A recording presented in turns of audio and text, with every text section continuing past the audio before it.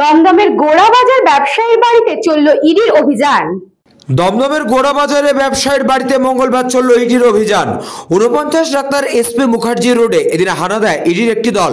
ওই ব্যবসায়ীর বিরুদ্ধে আর্থিক প্রতারণার অভিযোগ রয়েছে। রাষ্ট্রায়ত্ত ব্যাংক থেকে মোটা টাকা লোন নিয়ে তা পরিশোধ না করার।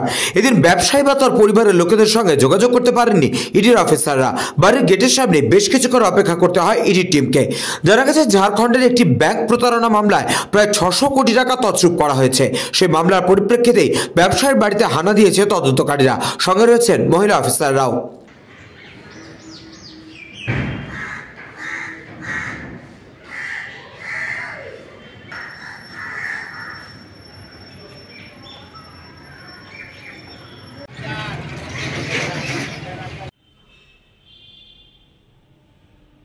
ব্যুরো রিপোর্ট, নিউজ বঙ্গ টাইম।